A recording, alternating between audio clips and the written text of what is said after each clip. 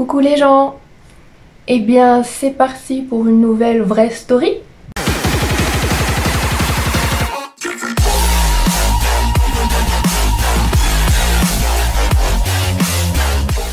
On va parler de toutes les fois où j'ai été harcelée sexuellement. Installez-vous confortablement, prenez un petit plaid, prenez une petite infusion, un chocolat chaud, un café. On va se mettre bien, puis on va se marrer de mes aventures, comme d'habitude. Il faut en rire, hein, les gens, il faut en rire. Sur le quai, il y a un mec qui arrive et vraiment il me fonce dessus. Il m'agrippe par les cheveux, non, genre il me prend les cheveux comme ça, il me tire en face de lui, genre face to face, mais trop près, trop près. Et là, il me regarde droit dans les yeux et franchement, t'as pas le temps de réagir. Ça s'est passé en un quart de seconde, hein. Vraiment, j'ai pas eu le temps du tout de réagir. Le temps que je comprenne ce qui se passait, bah c'était déjà en train de se passer. Petit détail olfactif, le mec il était imbibé. Je sais pas combien de verres il avait bu. Enfin, à mon avis, il a dû mariner dans un fût de chêne pendant 10 ans pour cocoter à ce point, parce que là, je n'explique pas là, ce savant mélange subtil rhum, vodka, whisky, the new fragrance by alcoholism. Bon là, mon instinct de survie déjà, il m'a ordonné de me mettre en apnée, parce que sinon là, rien que son haleine, il m'aurait mis un chaos technique direct. Et là, il me regarde mais droit dans les yeux. Il avait le regard injecté de sang, quoi. Les yeux, les globes là qui sortaient de leur orbite, les yeux rouges. Et là, il me regarde, il me fait « T'es lesbienne ?»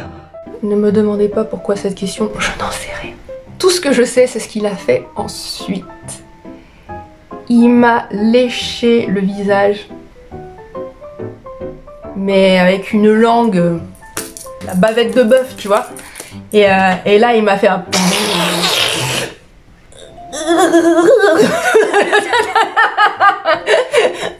Ah, mais c'était... Ah, c'était horrible. Ah, c'était dégueulasse, hein, franchement. Donc le mec me lâche une grosse bavouille du menton à la tempe. Et je ne pouvais pas me dégager, en fait, parce que, comme je le disais, il me tenait par les cheveux. En fait, j'avais deux couettes comme ça là, et il avait pris une de mes couettes comme ça, il m'avait tiré en fait devant lui, et il me tenait fort en plus, et je pouvais pas me dégager sinon il m'arrachait le scalp. Là, ce qui est beau, c'est l'absence absolue de réaction des gens qui étaient sur le quai. Bah oui, personne n'a réagi. Le mec, il aurait pu me violer, me tuer, revioler mon cadavre derrière, me couper en rondelles et disperser mes boyaux sur le quai. Tout le monde s'en fout. À la limite, les gens auraient filmé pour poster sur YouTube. On sait jamais, ça fait des vues, c'est sympa. Mais sauver la vie de quelqu'un, non, non, oh. Elle se débrouiller toute seule, hein. Elle avait pas qu'à être une fille déjà. Dieu merci, je n'étais pas seule ce jour-là, il y avait un pote avec moi et c'est lui qui a repoussé mon agresseur parce que oui, moi je considère que c'est une agression. Je me suis sentie sale. Mais vraiment, je n'avais qu'une hâte, c'était de rentrer chez moi pour me laver. Banque de bol, bah je commençais ma journée donc... Par contre, quand je suis rentrée chez moi, de ma vie, je me suis jamais autant lavé le visage. Limite, j'y suis allée, vous voyez, avec la paille de fer, là, le truc là qu'on utilise pour gratter les fonds de casserole qui ont cramé, là. Je veux dire... C'était comme... Ah, comment c'était déjà? Happy Tree Friends, celui qui est tout maniaque, là. À un moment donné, il se sent tellement sale qu'il prend l'épluche légumes pour s'enlever la saleté, mais du coup il s'épluche la peau en fait. Et bah c'était ça, limite je m'arrachais la peau parce que si j'avais pu me passer la tête à la javel ou quoi, je l'aurais fait, mais... Deuxième anecdote, il y a un mec qui m'a pissé dessus. Oui, il y a un mec qui m'a pissé dessus. Il y avait des petits buissons là, par là. Et en fait, il y avait une montée. Et tout le long, il y avait des buissons. Et lui, en fait, il faisait pipi dans les buissons, au calme. Bon. À la limite, fait pipi, on s'en fout quoi. Mais le truc, c'est que quand il me voit passer, le mec, je vous jure, il m'a visé avec son kiki. Je l'ai vu, hein. Non mais je vous le fais, hein. Il était là. Il m'a visé sciemment pour me pisser dessus. Il m'a fait, en plus, il m'a fait un jet. Ça comme quoi, pour passer par-dessus le buisson pour m'atteindre. Mais vraiment, il a failli m'atteindre en plus, espèce de gros bâtard là. Et vraiment, il me poursuivait. Pourquoi? Je ne veux pas de golden shower, je sais pas, c'est peut-être ton kiff à toi, mais moi, non. Il y a ce qu'on appelle vraiment l'état de sidération, c'est que ce qui arrive est tellement improbable et on est tellement pris sur le fait qu'on réagit pas.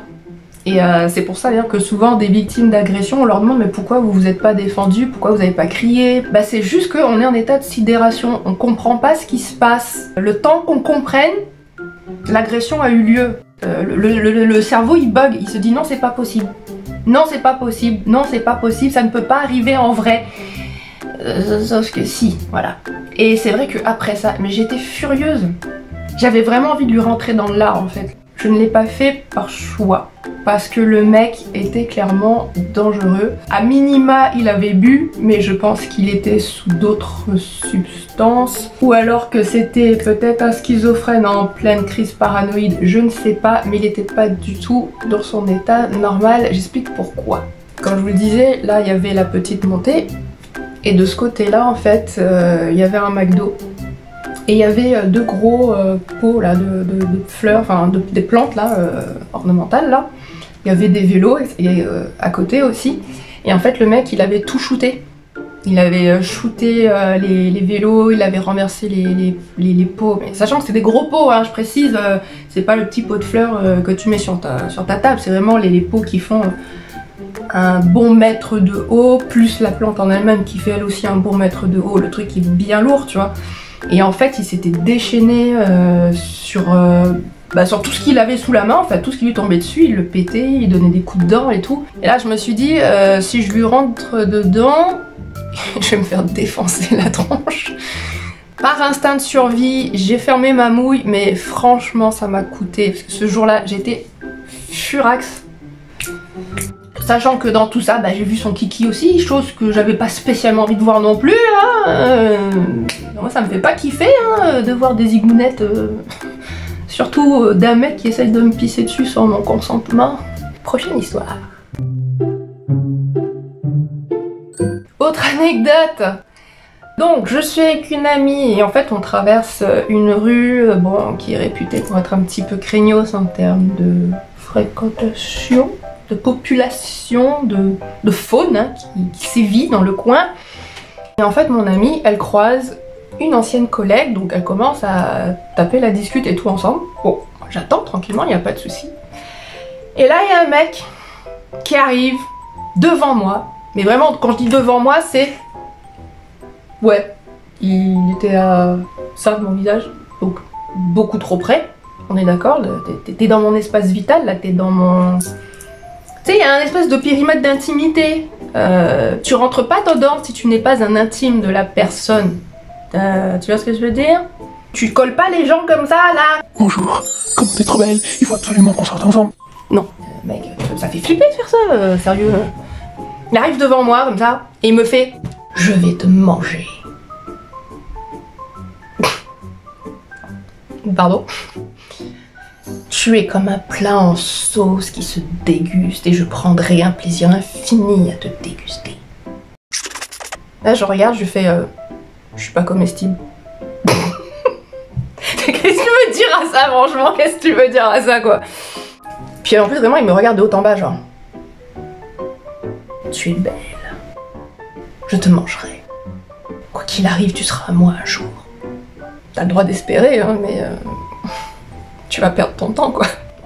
J'ai pas voulu être trop sèche avec lui, je vais vous dire pourquoi, parce qu'en fait il y avait son groupe de potes juste à côté. En fait il avait quitté son groupe de potes pour venir me draguer. Et on sait très bien que se prendre un râteau devant les potes, c'est un peu comme se faire émasculer. En termes de virilité, ça c'est pas bon, tu vois, c'est tendu. Et perdre la face devant d'autres hommes, ça l'aurait certainement rendu un petit peu agressif. Et je rappelle que j'étais effectivement dans un quartier un petit peu... Voilà. Donc, je savais très bien à quel genre de personne j'avais affaire. Et du coup, j'ai essayé de la jouer fine pour ne pas créer de tension inutile. Et à un moment donné, je lui ai dit, écoute, c'est pas la peine, de toute façon, je suis mariée. Non, mais je suis pas jaloux. Non, toi non, mais mon mec, oui, il est jaloux. Par contre, et les mecs, arrêtez de dire ça, ça m'agace. Punaise, ça m'agace. Le mec, il te dit, je suis pas jaloux. Oui, mais t'en as rien à foutre du fait que j'aime quelqu'un. T'es pas jaloux, bah ok, grand bien te fasse, mais qui t'a dit que moi, je n'aimais pas suffisamment mon homme pour ne pas avoir envie de le tromper? T'es pas jaloux, bah tant mieux pour toi, mais c'est pas... Mais j'en ai rien à foutre en fait de toi, de ce que tu penses. J'en ai strictement rien à carrer, je m'en bats les steaks. Je veux pas, c'est tout. C'est juste je veux pas. Et encore une fois, toi t'es peut-être pas jaloux, par contre mon homme, il serait peut-être pas trop d'accord. Même si c'est quelqu'un d'adorable et de très flex, de très tolérant, quand même des limites à la tolérance, hein, voilà. Donc arrêtez de sortir le truc de je suis pas jaloux, arrêtez. C'est insultant au possible quoi. Voilà, je vous dis clairement, c'est non, j'aime mon homme. Et là il me fait, c'est pas grave, je viendrai et je vais te kidnapper.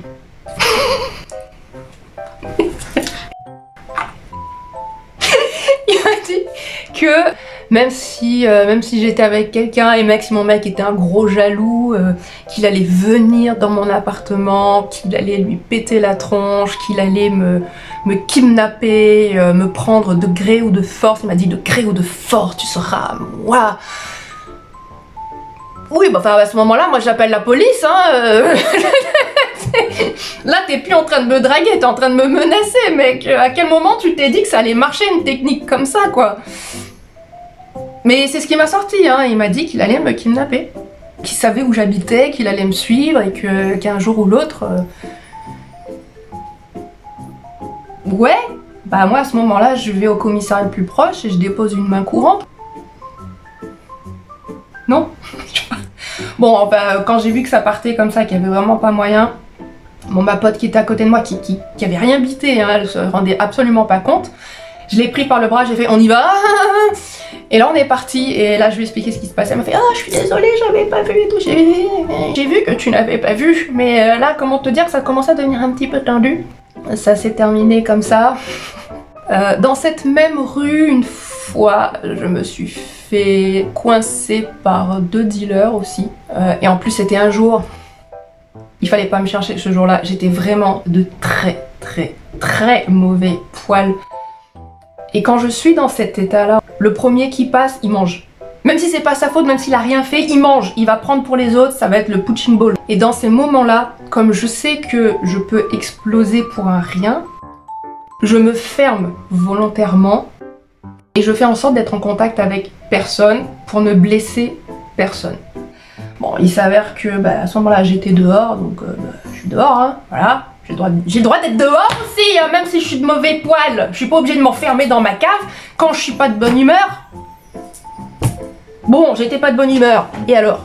J'étais dehors, je faisais suer personne, je marchais. Il y a un mec qui arrive à ma gauche. Bonjour, machin et tout. Ne me parle pas, je n'ai même pas envie de répondre. Même parler, ça, je pouvais pas à ce moment-là. Rien que entendre quelqu'un m'écouter, ça m'agressait en fait, tellement que j'étais à cran à ce moment-là. J'étais pas en capacité de répondre, ni de prendre sur moi, ni rien là. Et en fait, pendant qu'il me parle, il y a son acolyte qui vient me serrer de l'autre côté, à droite. Et là, je me retrouve un sandwich, 2 mecs à côté, et qui commencent à me déballer leur catalogue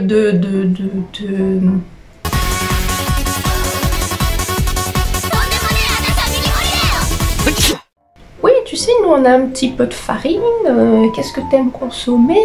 Parce qu'on a ci, on a ça.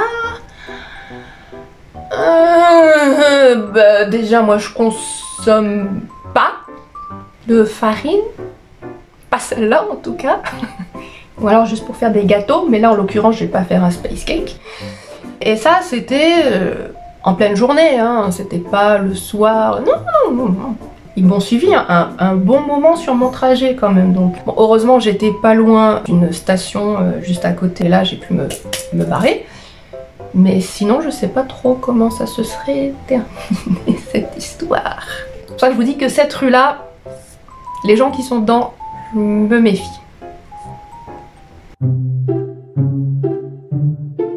Pour les gens qui pensent que c'est une légende urbaine, le fait qu'une femme se fait littéralement harceler dès qu'elle met un pied dehors. Vous m'agressez de votre beauté là. La frange là, on dirait un petit porno. Ah, je suis confié. Bah, dites-moi quelque chose, tu me donnes ton numéro. C'est vrai. Je vais me balader sur les quais. Et là je me dis, voilà, je vais me poser juste le petit instant contemplatif où voilà, tu fais rien mais juste tu kiffes la life. J'avais à peine posé mes fesses, il y a un mec, il est venu vers moi direct. Et vraiment direct, je l'ai vu arriver. Là je me dis punaise, c'est encore pour ma pomme. Est-ce qu'on peut parler? Non. Alors moi je m'appelle... Non. Mais c'est quoi ton nom? Non. Je sais pas, quand une meuf te dit 3 fois non, t'arrêtes. Sauf que les mecs, je crois que vous avez un souci. Vous pensez que non, ça veut dire oui. Sauf que non. Non, ça veut dire non, quoi. Surtout quand on te le dit 3 fois de suite. Enfin, je sais pas, à un moment donné, s'il te reste 3 neurones... Si. Bah du coup, ils les avaient peut-être pas. Vous les avez peut-être pas, les 3 neurones. Ça m'inquiète pour vous, il faut consulter, là, du coup. Et le mec, il insiste, mais alors... Est-ce que je peux me mettre à côté de toi? Je dis non, je veux être toute seule. Le mec il s'assoit quand même. Et puis il commence à parler. Et je lui dis, je veux être tranquille, toute seule, je ne veux parler à personne. Le mec il continue. Je voulais vraiment juste être tranquille quoi, je voulais juste m'asseoir, regarder l'eau couler, les petits canards là, tout ça, le petit coucher de soleil, enfin tu sais, chiller tranquillement quoi. Qu'il y ait quelqu'un qui vienne me déranger quand j'ai envie de chiller déjà, j'aime pas. Quand c'est un gros relou en plus qui essaie de te draguer mais en mode j'ai pas le mode d'emploi mais j'y vais quand même. J'avais beau dire non, j'avais beau l'envoyer bouler, en plus j'étais hyper sèche dans ma façon de parler, ce qui n'est pas mon style hein, généralement. La première fois je dis non poliment, si la personne insiste par contre je deviens très sèche quoi. Puisque visiblement il comprend pas quand je suis polie, donc peut-être qu'en étant sauvage ça marcherait mieux, sauf que non lui il est teubé jusqu'au bout. Et en fait ça m'a gavé et j'ai même pas tenu 5 minutes je crois. Même pas 5 minutes, je me suis levée, je me suis barrée, je suis rentrée chez moi. Et le mec en plus, moi je marche hein, mais lui il marche avec moi. Mais genre mais qui t'a dit que j'ai envie que tu marches avec moi? Pourquoi tu m'accompagnes dans ma... je me barre, tu vois pas que je suis en train de me barrer? Tu me suis, tu continues à me tenir la jambe là, à tailler le bout de gras, tu vois pas que je veux pas, punaise. Je comprends pas. Quand on te dit non, déjà une fois, c'est non. Mais quand on te le dit 3 fois, mec. Quand une fille dit non, j'ai l'impression quand même que souvent ça sous-entend que c'est Non! Bah c'est non! Mec, abandonne! Des anecdotes comme celle-ci, j'en ai plein. Ça veut pas dire que je suis... Ah comment je suis trop belle, je suis trop fraîche, je suis trop bonne et j'attire trop les mecs et c'est pour ça que j'ai trop de succès, je suis victime de mon succès, oh mon dieu ma vie est tellement dure. Non, non en fait ça n'a strictement rien à voir avec le fait que je sois jolie ou pas, puisque les mecs en question dont je vous parle, ils font ça avec toutes les filles qui passent, qu'elles soient belles ou non. C'est ça, à partir du moment où t'es une meuf, à partir du moment où tu as... Et bah... prépare-toi, hein, tu vas te faire harceler, c'est comme ça, c'est la life quoi. Donc voilà, je précise que ce n'est pas du tout pour me vanter, ça n'a absolument rien à voir avec mon physique. D'ailleurs, j'ai souvent été extrêmement vexée de voir que les mecs qui essayaient vaguement de m'accrocher faisaient exactement la même chose avec tout ce qui passait. Et quand je dis tout ce qui passait, c'est vraiment tout ce qui passait quoi. Tu dis, le mec il a faim. Sans aucune méchanceté, mais... Quand tu vois un vrai gros boudin, mais vraiment en étant très très objectif, d'accord? T'as des gens, bah, c'est triste, mais ils ont pas un beau physique quoi. Et il y a des filles aussi qui sont pas spécialement jolies, je suis désolée. Ouais, ça choque ce que je dis, sauf que tout le monde le pense, c'est juste que personne ne le dit, mais c'est vrai, il y a des gens, ils ont pas un physique avantageux. Et quand tu vois qu'une meuf vraiment horrible, j'insiste sur le mot horrible, parce qu'on pourra toujours dire oui, mais la beauté, c'est dans le regard de celui qui regarde. Oui, mais la beauté, c'est subjectif. Les goûts et les couleurs, c'est différent. Il y a aussi la beauté intérieure. ça, c'est des phrases de moche. Ça, c'est des phrases qu'on se dit pour se rassurer quand on se trouve pas beau, même si on n'est pas forcément moche, hein, d'ailleurs. Mais quand on manque de confiance en soi et qu'on ne se trouve pas attirant, on a tendance à se réfugier derrière ce genre de phrases toutes faites, politiquement correctes et totalement hypocrites. Parce qu'on va pas se mentir, le physique ça compte, et la première chose qu'on sait d'une personne, c'est ce qu'on voit. Et donc on juge sur quoi? On juge sur son apparence. C'est instinctif. C'est pas une critique ce que je suis en train de dire, hein. C'est un fait. C'est quand on voit quelqu'un, on a forcément un jugement, un a priori du fait de son apparence. On va trouver que cette personne est belle ou pas. C'est comme ça. Je ferme la parenthèse. Mais vous pourrez rager si vous voulez, on s'en fout. De toute façon, les gens qui aiment rager, ils ragent, peu importe ce que je dis. Alors que ce sont certainement les premiers à dire qu'il y a des gens moches sur Terre, mais bon, c'est pas.